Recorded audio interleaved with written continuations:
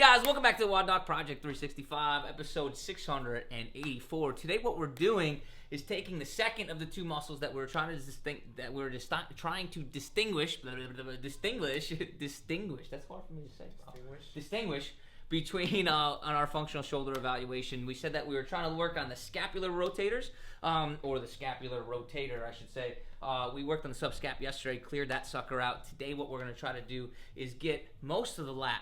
But we want to talk about some anatomy here first, and that's why I got my friend Rodrigo. When we go ahead and look at the anatomy that we're trying to take care of, so we're going to do two things here. We're going to try to mobilize it, like tissue mobility. So we're going to mash it out, and then we're going to try to stretch it out, okay? What I want you guys to do is draw a line right down their armpit. We call this the mid-axillary line, okay? Yesterday what we did, I'm going to pinch that for you because he has nice, good lats here, right? Yesterday what we did is we kind of got in underneath the lat, right? We kind of pushed it out of the way, and we were able to get so that we were able to like kind of mobilize the tissue that's underneath this shoulder blade, okay? In that way.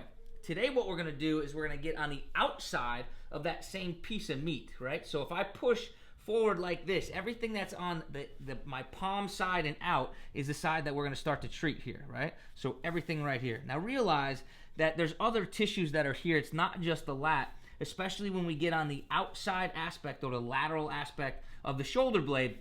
We're going to get a lot of infraspinatus and even some teres minor, teres major in there as well, because they all kind of come out to the outside of that shoulder blade and up into the arm here, okay?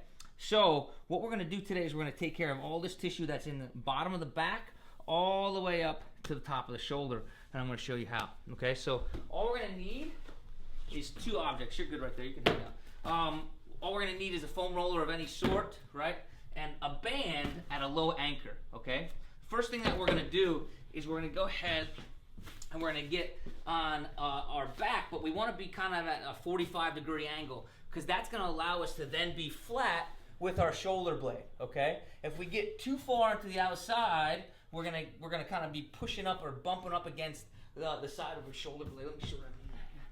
So if we get too far, we want to be like this, right? So we could come up and we could be flat with the shoulder blade at first, because if we get too far onto the side, we're going to be rubbing onto the edge of the shoulder blade. All right, so we want to end up doing both of those, but we're going to start here, and we're going to take care of all this tissue here, and then we're going to roll up and into the armpit like that. All right, cool? So we start on our back, kind of on a 45-degree angle here, and all we're going to do is keep our one hand up here. Palm is going to be down to begin with, and we're just going to come all the way up as far as we can into the shoulder, but make sure that we're getting up on top into the back of the shoulder blade right there, okay? So we're going to do a couple like survey type of rolls, and then if we find a hot spot, we're going to hang out in that hot spot. We're going to call it a 10 as a 10 intensity, and we're going to keep on rolling back and forth, side to side, right? Back and forth, side to side until that 10 turns into a 5. Once we go ahead and do that, we're going to move to our side like I showed you, so that way we can get the lateral edge or the outside edge. When we do that, to kind of increase the intensity, we're going to turn our palm up.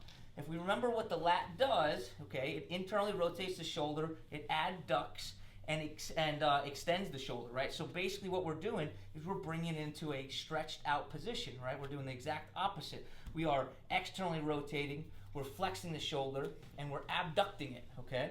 So we're going to hang out here. Again, we're going to be looking for hot spots. And it might be as I get all the way up to 90 degrees, I'll find a hot spot generally up into the top of the armpit area where that mid-axillary area I was talking about.